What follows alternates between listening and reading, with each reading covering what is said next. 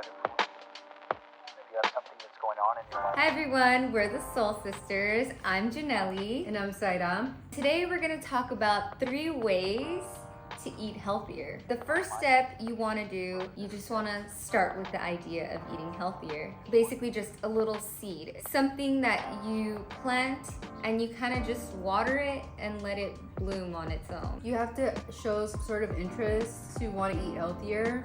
Otherwise, it's going to be very difficult, almost impossible to feel that motivation to try something new. Have healthy foods, looking at recipes, cooking with other people, asking people what they do, because usually many times they will help you out and they will give you the best possible information that they know that could help you too. What we really want to emphasize with this first step is just thinking about it. What does eating healthier look like to you? What is realistic?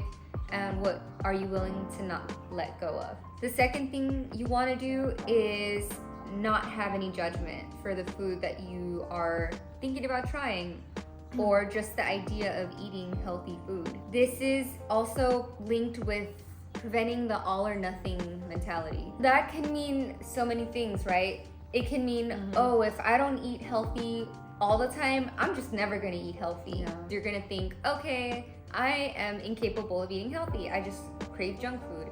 I'm just gonna keep eating junk food. You need to do little baby steps to get to where you wanna be. You have to mentally prepare to do that. And so we've done that a lot. Mentally preparing yourself for being vegan and vegetarian takes a lot of time. It doesn't happen overnight. I wanted to be vegan right away, and it was really difficult because I had no idea what I was doing. I didn't know where to get anything.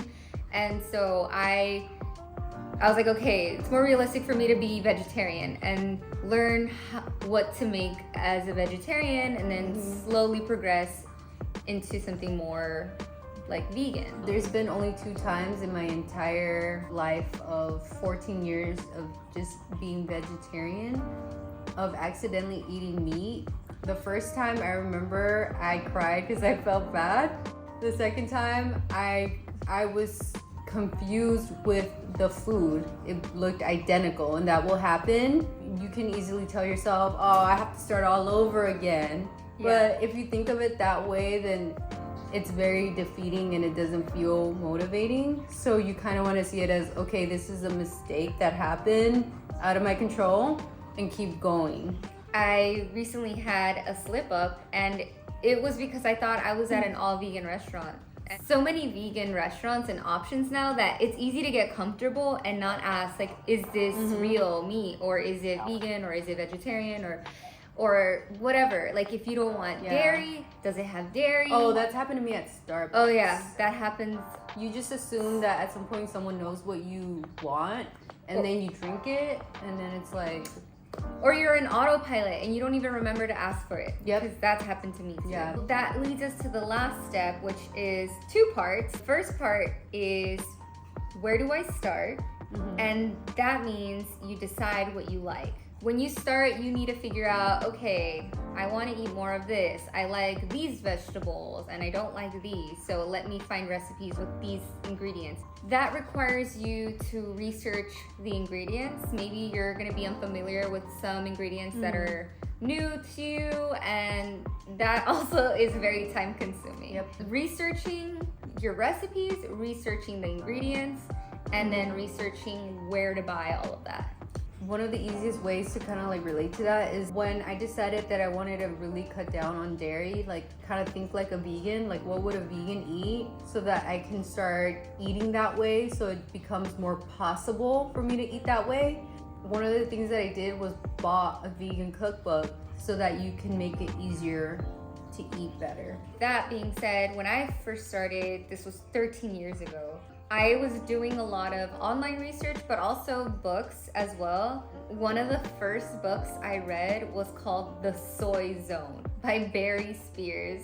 Literally just black and white text, no pictures, nothing, and it's really hard to read. I was like 13. It was kind of difficult to like digest all of that. It's very informative, but I will say, like, if that's not your groove, go online. So do whatever works for you, because not everything works for one person.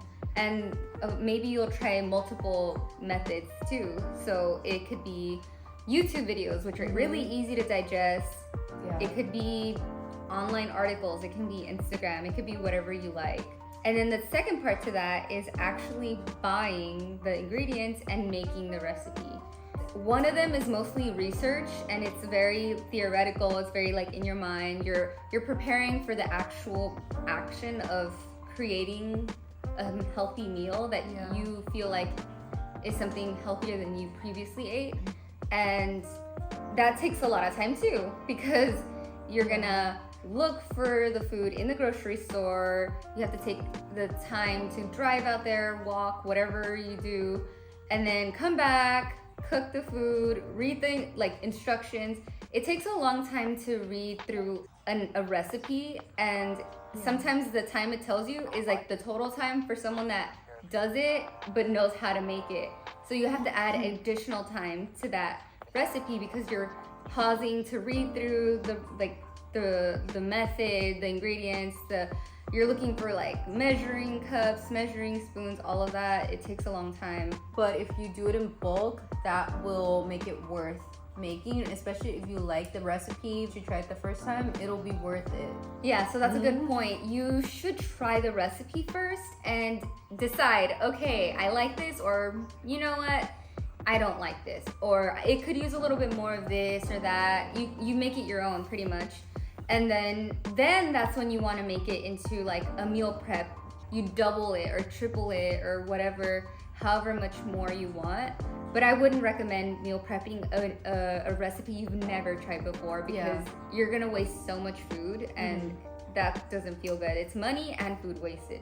Those are the 3 tips for eating healthier. The first one was start with the idea of eating healthy. Yeah. Just sit with it, marinate in that idea, meditate, whatever you want to call it.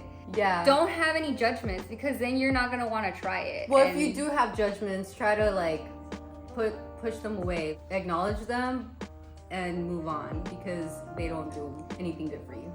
Yes, and that's a 2-part second step. It's don't judge it and prevent the all or nothing idea of eating healthy, because you're not gonna be 100% perfect all the time. It's a work in progress every single day. Yeah. And the third one is a 2-parter.